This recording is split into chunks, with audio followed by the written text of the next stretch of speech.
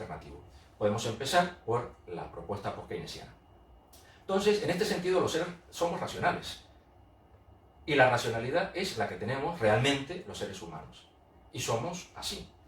Y no somos irracionales, somos racionales, porque esa racionalidad puede perfectamente explicarse por el ambiente, por el contexto, por la ignorancia, por la complejidad de la realidad donde nos desarrollamos.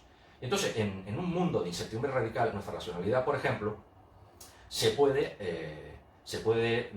basar y desarrollar en una serie de reglas heurísticas, en una serie de hábitos, de costumbres, donde los umbrales son fundamentales. No intentamos maximizar, lo que intentamos es establecer umbrales, que podrían ser como los que defendía Herbert C. Simon, del satisface, unos niveles de satisfacción adecuados a los cuales llegar y alcanzar. Es muy importante también lo que hemos dicho, las conclusiones alcanzadas, examinar el peso de los argumentos y las probabilidades que le damos.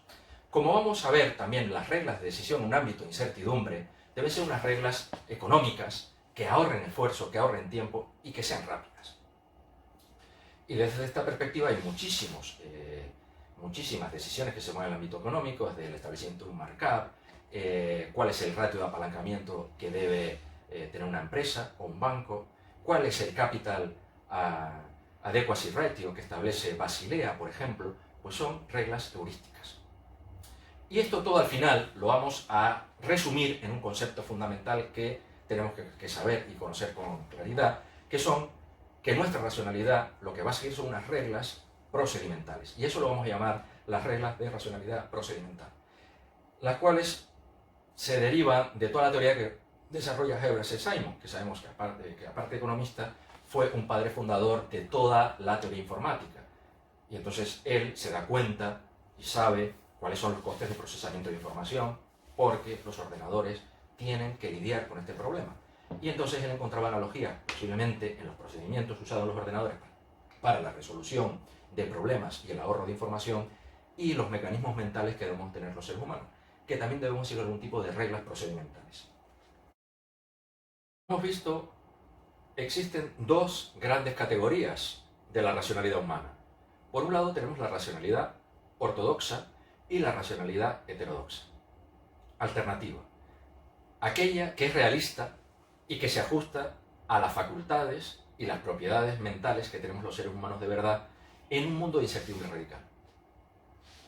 Para quien no sea economista, posiblemente le extrañe que los economistas no hayan construido sus teorías, sus pensamientos, sobre una racionalidad real, sino sobre una racionalidad inexistente. Pero lo cierto es que es así, es decir, que la inmensa mayoría de los economistas piensan y construyen sus modelos y sacan sus conclusiones en base a unas premisas, a un entendimiento de lo que es el ser humano, de lo que es la realidad, ese conocimiento directo que se tiene, que presupone un mundo ergódico, un mundo donde el pasado nos da una información del futuro. Dicho de otra manera, que llaman incertidumbre al juego de la ruleta, al casino. Se ha avisado mucho por parte de Keynes, en tiempos modernos por Nassim Taleb, que la incertidumbre no es lo mismo que jugar a la ruleta, es otra cosa absolutamente distinta. Lo cierto es que a partir de 1989, con el triunfo del neoliberalismo y con la caída de la Unión Soviética y el muro de Berlín, ese triunfo de la economía de libre mercado es tan potente, la economía crece de tal manera, tiene tanto éxito, eso sí, con un precio, una desigualdad de renta brutal, que ahora estamos examinando, viendo y criticando, pero ya demasiado tarde, pero lo cierto es que la economía es triunfante. Y ese triunfo apoya, refuerza esas creencias racionales, de acuerdo a ese conocimiento directo que tienen esos economistas, sobre el uso de los modelos mainstream y de racionalidad perfecta. Por ejemplo, las expectativas racionales, los modelos de cartera de mercados eficientes, las ecuaciones de Black-Scholes, etcétera, etcétera. Así, por ejemplo, el padre fundador y máximo representante de las expectativas racionales, Lucas, declara en el año 2003, en una reunión de la American Economic Association, lo siguiente: el problema central de la prevención de la depresión ha sido resuelto para todos los propósitos prácticos, y de hecho ha sido resuelto por muchas décadas.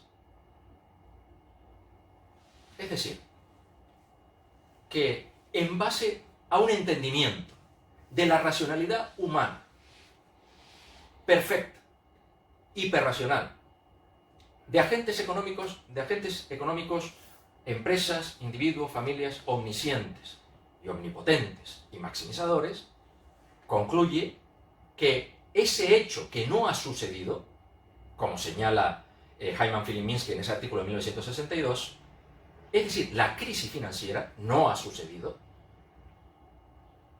Según Lucas, no es que no haya sucedido, es que no va a suceder nunca más, porque el modelo económico y teórico ortodoxo es verdadero. Dicho de otra manera, la creencia racional que le otorgan a ese modelo es uno, máxima.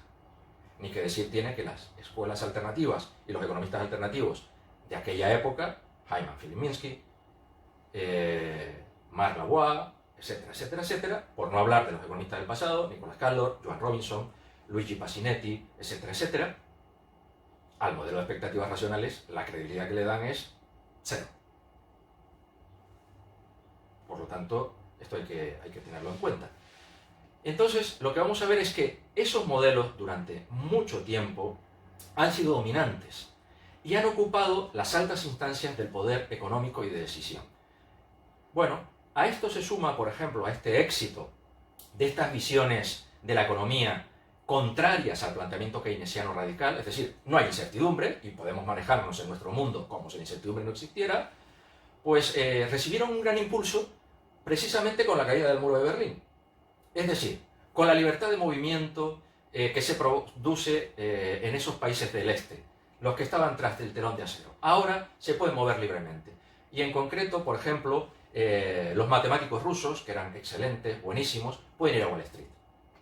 Y con sus modelos matemáticos, en fin, lo cual presupone un mundo predecible, un mundo donde yo tengo información y puedo adivinar qué va a pasar en el pasado, por lo tanto, no se tiene en cuenta suficientemente lo señalado por Keynes o lo señalado por Nassim Taleb, empiezan a conquistar Wall Street. Bien, pues Rusia también tiene una influencia en el desarrollo de las crisis económicas. ¿Por qué? Porque como señala John Kenneth Galbraith en su libro El fin de la normalidad, pues precisamente esos matemáticos rusos que van a conquistar Wall Street en 1991 y van a aplicar esos modelos matemáticos y van a crear todo ese conjunto de derivados financieros, nuevas formas de gestión de activo y pasivo de la banca, etcétera, etcétera, opciones y todo este tipo de innovaciones, pues van a ser los que van a estar en el origen de la crisis financiera del año 2008. Van a destruir el sistema capitalista. Y ese hecho que el señor Lucas dice en 1998 que ya no va a suceder, pues sí que va a suceder precisamente 10 años después. Es curioso también que los rusos hayan tenido una influencia en otro suceso del cual hemos hablado, que es el suceso de la caída del Long Term Capital Management. ¿Qué sucede en el verano de 1998? Aquí podéis leer una cita que da Nassim Taleb en su libro El Cisne Negro. Muy interesante. ¿Por qué? Porque claramente esos modelos que se basaban en las ecuaciones de Scholes y en la idea de mercados eficientes, de capital, y en todo el conjunto de teorías y de supuestos mainstream, pues claramente no se sostienen. La realidad no es así. Y efectivamente esa racionalidad se va a ir a pique contra la roca de lo real, como hemos señalado anteriormente. Bueno, pues precisamente ¿qué sucede? Pues que como pensaban que las distribuciones son normales y que los cisnes negros no suceden y por lo tanto no hay que protegerse sobre sucesos inesperados, que es otra de las disonancias cognitivas que descubren los investigadores, los psicólogos, ¿no? Es decir, nos gusta protegernos de pérdidas muy pequeñas, pero muy frecuentes. Pero, por ejemplo, de pérdidas muy grandes, pero infrecuentes, no nos solemos proteger. Aunque el valor esperado, la teoría de la frecuencia estadística nos diría que si somos racionales tendríamos que protegernos de la misma manera. Pero no es así como funcionan los seres humanos, precisamente por la incertidumbre radical donde nos desarrollamos. Bueno, pues en 1998, efectivamente, en Rusia suceden una serie de sucesos extraordinarios que no están recogidos en el pasado. Son novedades, son cisnes negros. ¿Qué consecuencias tiene eso? Pues que habían asumido tal cantidad de riesgo en base a esos modelos teóricos convencionales, esa empresa llamada Long Term Capital Management, que la quiebra fue total y llevó a la ruina a todos los inversores. Esto quiere decir muchos fondos de pensiones, muchos pensionistas perdieron su dinero. Bueno, pues aquí se señala un asunto políticamente y sociológicamente fundamental y muy importante. Y es, ¿qué cabría esperar en otras disciplinas y en otros ámbitos de un uso tan poco racional de teorías y conocimientos y que provoca un daño tan grande? Pues como dice Nassim Taleb, bueno, pues lo que se espera es que todos vayan a los tribunales y estas empresas y todos los que gestionan estos fondos, bueno, pues se tengan que enfrentar a muchísimas demandas de los perjudicados. También podríamos pensar, bueno, después del 2008 y de toda la crítica que se ha hecho a la teoría neoclásica, lo normal es que hubiera un cambio en los programas de estudio de las universidades y fueran, en fin, disminuyéndose la importancia y el dominio que tienen. Bueno, pues la cuestión es, ¿algo de esto pasa? ¿Algo de esto sucede? Bueno, pues la conclusión es, como dice Nassim Taleb, nada de eso ocurrió. No ocurre nada. ¿De acuerdo? Bien, pues entonces vamos a empezar a poner ejemplos de las consecuencias que cabe sacar del principio de racionalidad procedimental o de una racionalidad que tenga en cuenta la incertidumbre. Bien, aquí ponemos un ejemplo. Un ejemplo donde lo que se señala es que no es lo mismo ajustar, es decir, ajustar los datos dados a un pasado, explicar una realidad del pasado, no es lo mismo que predecir el futuro. Recordemos que los modelos convencionales, sostenidos muchas veces en hipótesis, en supuestos muy poco realistas, se defienden y se basan en el principio de que predicen muy bien, de que son capaces de predecir. Predecir es lo mismo que adivinar el futuro. Y se sostiene en una idea de un mundo que no es incierto ontológicamente, como hemos señalado. Bien, pues vamos a ver qué sucede en este ejemplo, en este experimento que se ha realizado. Bueno, pues entonces, en el eje de las IES vamos a señalar la precisión. La precisión de diferentes técnicas que tengan que o bien ajustar los datos y la explicación de un pasado o bien tengan que predecir un futuro. Y vamos a presentar tres técnicas. Y vamos a ver cómo esas técnicas son, digamos, adecuadas o no son adecuadas desde una perspectiva o desde un punto de vista de la precisión, de la idoneidad del uso de esa herramienta para ese tipo de actividad. Bien, esas tres técnicas van a ser, por un lado, el procedimiento de optimización estadístico-econométrico, que sería el ortodoxo, el convencional, que se sostiene en el principio de cuanta más información, mejor. Cuanta mayor complejidad, mejor. Cuanto más difícil sea la técnica econométrica, mejor. Bien, pues ese sería el modelo o técnica de la regresión múltiple. Después tendríamos, por ejemplo, otra de las posibilidades es las variables explicativas que estemos usando, el conocimiento directo, que empleemos para sacar las conclusiones que tengamos que alcanzar, pues a esas variables le damos un mismo peso, una misma probabilidad en la explicación. Esa sería la técnica de igual peso. Y después tendríamos otra posibilidad que sería un solo indicador. Quien dice un indicador, a lo mejor podría decir dos indicadores. Es decir, ser muy económicos, frugales y rápidos. No emplear toda la información, sino seleccionar pocas variables. Ahorrar en el esfuerzo. y, por ejemplo, elegir un indicador, el que sea. En inglés, take the best. Bien, vamos a enfrentar a esas tres técnicas o instrumentos a un problema de ajuste de datos y a un problema de predicción. Para un ejercicio muy concreto. Por ejemplo, adivinar la tasa de abandono escolar. Supongamos que tenemos que saber cuál es la tasa de abandono escolar en los colegios de Nueva York.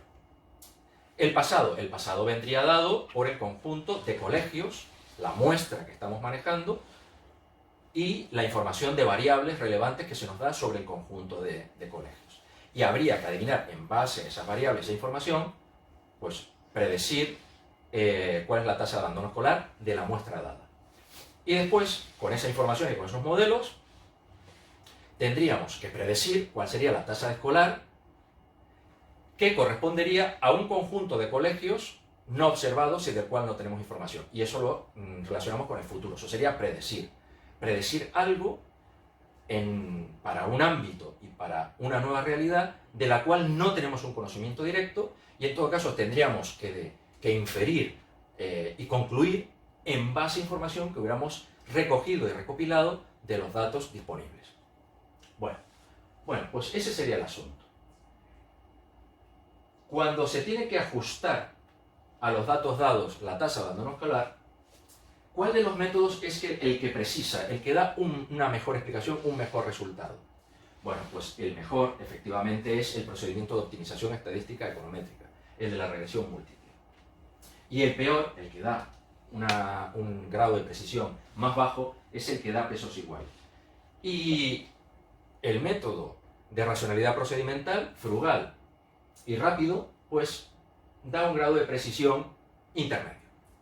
Ahora bien, cuando de lo que se trata no es de predecir el pasado, cuando de lo que se trata no es un ajuste a datos dados y a conocimiento e información disponible, sino que lo que tenemos es que predecir, es decir, adivinar algo y enfrentarnos a una realidad que podemos denominar incierta, y entonces entraríamos en el ámbito de la predicción, resulta que el instrumento o método que mejor lo hace para predecir el pasado, precisamente es el que peor lo hace para predecir el futuro. La regresión múltiple es el que da un grado de precisión menor. Y precisamente el instrumento o herramienta de la racionalidad procedimental, es decir, el de un solo indicador, es el que da un grado de precisión mayor. Es el mejor que predice el futuro, mientras que el de igual peso ocupa esta vez una posición intermedia.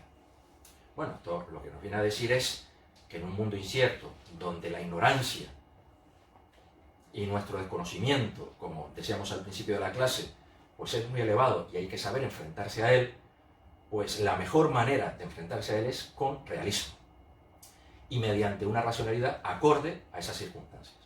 Y en este ejemplo lo que vemos es que en el momento de predecir, quien mejor predice no es el que tiene una racionalidad y un conjunto de información máxima, sino el que ahorra, el que es rápido, el que es frugal, es decir, la racionalidad procedimental post-inicial.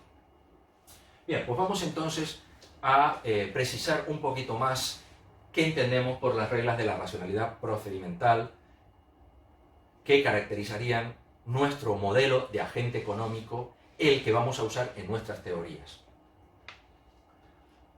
Bueno, pues, como hemos dicho, si tenemos que predecir, si tenemos que tomar decisiones sobre las cuales no tenemos un conocimiento ni del conjunto de resultados que se derivan de nuestras decisiones, o no tenemos un conocimiento de los valores, o no tenemos un conocimiento de las probabilidades, como hemos indicado, incluso a veces no tenemos ni un conocimiento de los cursos de acción disponibles, pero de alguna manera tenemos que tomar una decisión, pues como hemos señalado, para predecir y tomar una decisión no siempre es mejor disponer y gestionar más información a menos.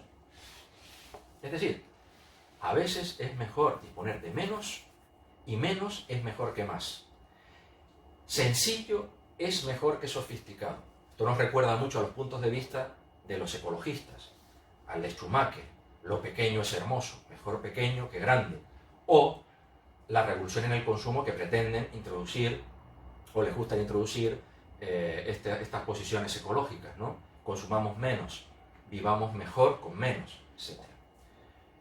Bueno, estos métodos de rápido y frugal precisamente son muy adecuados para realidades muy complejas, porque nos permiten ahorrar tiempo y además, como acabamos de ver en el ejemplo, los resultados, las predicciones muchas veces que nos dan son mucho más adecuadas, mucho más acertadas que las que nos podrían ofrecer o a las que llegaríamos usando modelos muy complejos, muy complicados.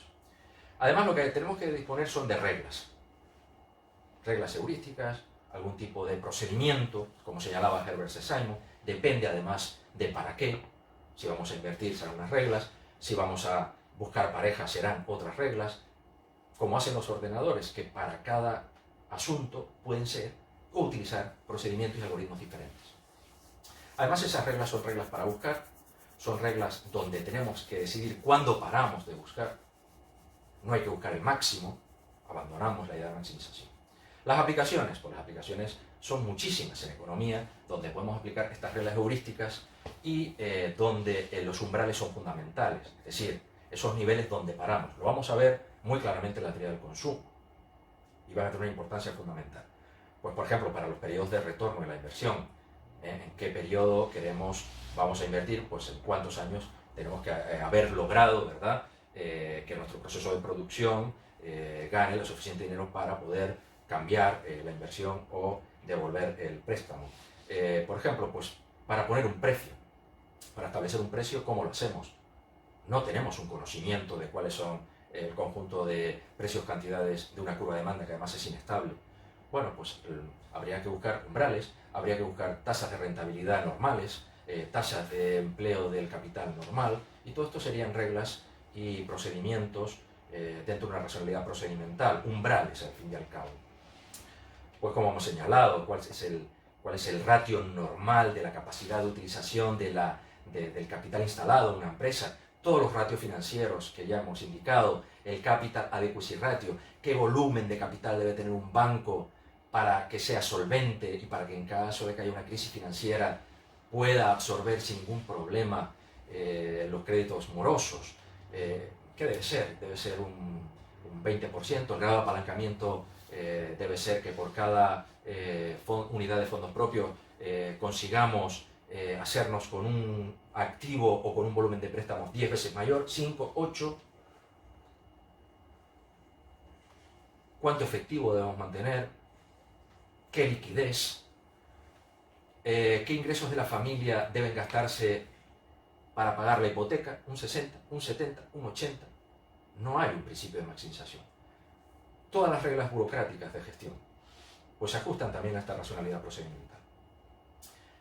Bueno, pues vamos a precisar un poquito aún más la racionalidad procedimental en base a 8 puntos que recoge Marc Lavoie y que se ajustan muy bien a las ideas de Keynes, tal y como las recoge en la teoría general, donde hay dos grandes asuntos importantes que ya hemos señalado y que en Keynes en la teoría general están clarísimos, que son los umbrales y las convenciones. Los umbrales nos alejan, por fin, definitivamente, de la idea de una maximización, de que hay un óptimo, hay un equilibrio y hay que llegar a él. Eso puede suponer unos costes enormes para una gente. También es muy cuestionable qué es eso de la existencia de un máximo. Bueno, lo que tenemos es la búsqueda de encontrar un nivel satisfactorio.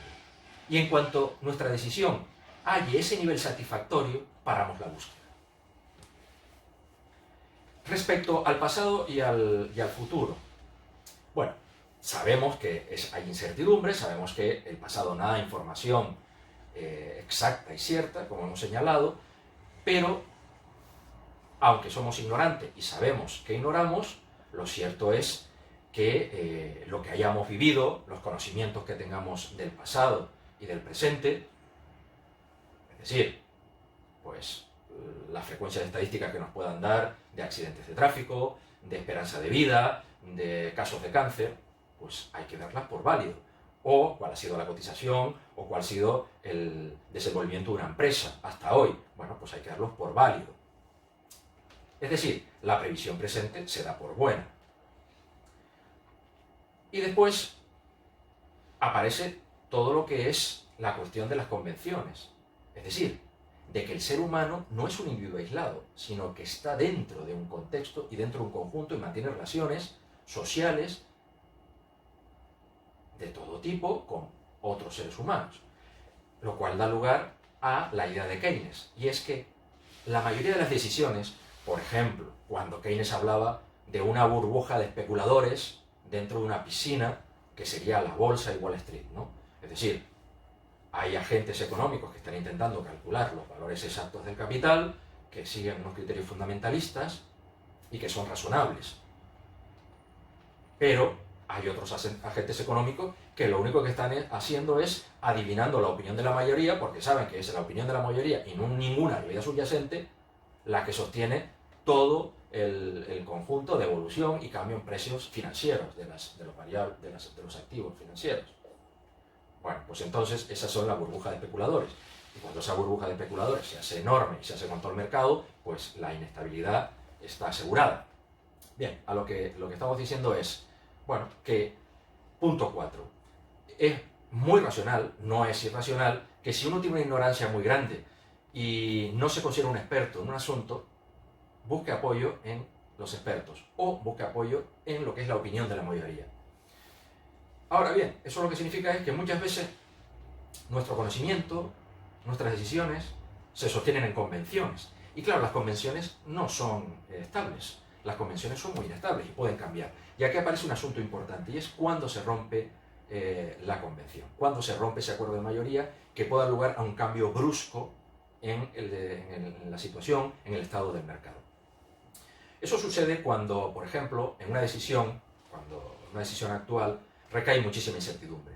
Es decir, el grado de credibilidad que le damos es bajo y además esperamos que los riesgos que se puedan sostener son altos e indeterminados, lo que estábamos diciendo. No sabemos. Y entonces esto obliga a que se cambie la decisión actual y se busque otra. Ahora bien, cuando hay que cambiar la decisión, cuando hay que cambiar la convención, hay que hallar una alternativa. Y esa alternativa no está disponible. Puede que no exista o puede que no la conozcamos. Es decir, hay que encontrarla.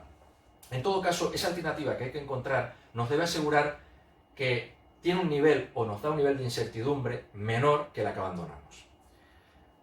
Evidentemente, si hay una incertidumbre muy grande y hay que cambiar, hay que tomar una nueva decisión, pues podemos posponerla, no tomar ninguna decisión.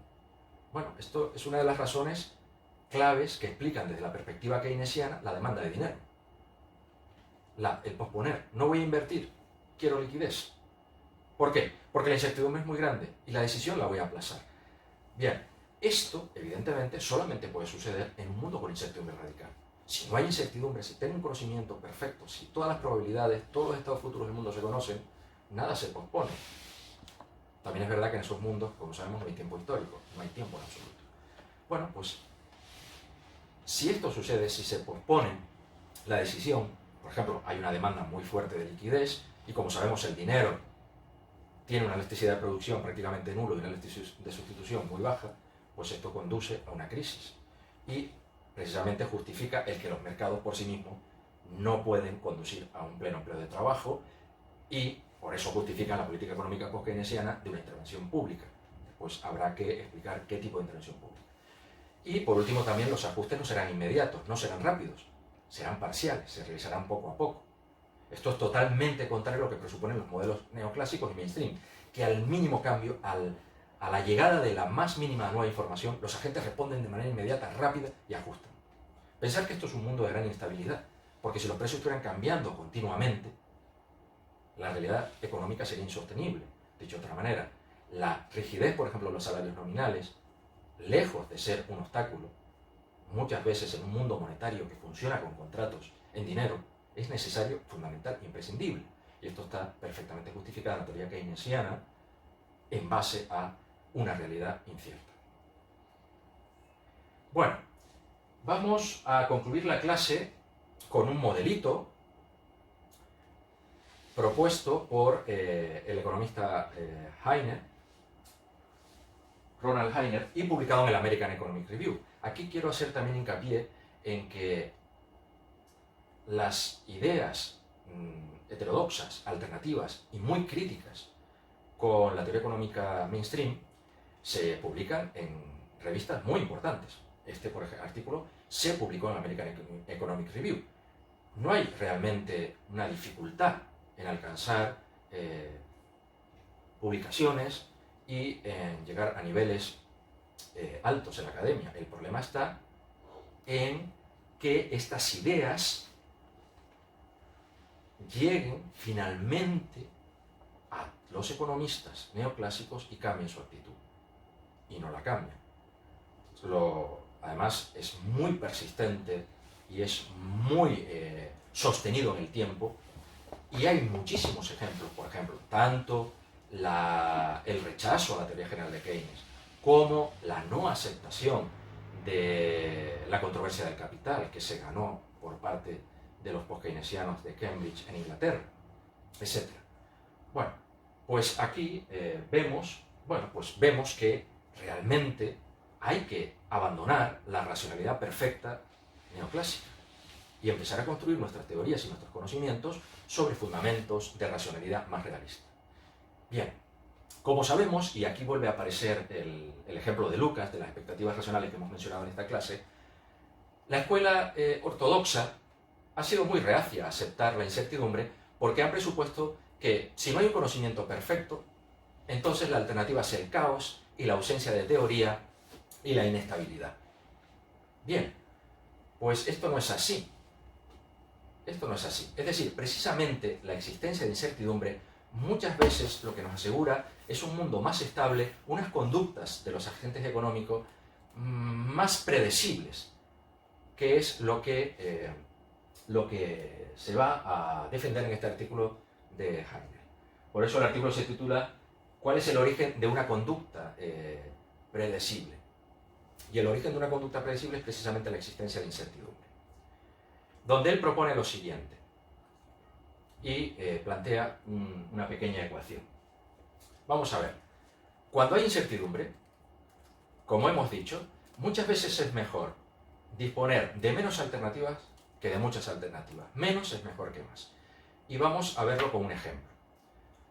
Supongamos que estamos intentando introducir una nueva decisión o estamos en un momento de incertidumbre, como hemos visto, investigando si es conveniente cambiar de una determinada decisión o postura a otra alternativa.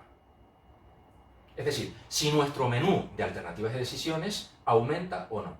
Bueno, pues vamos a ver que esto depende de la incertidumbre y que muchas veces no es conveniente aumentar el número de alternativas y decisiones de nuestro menú disponible.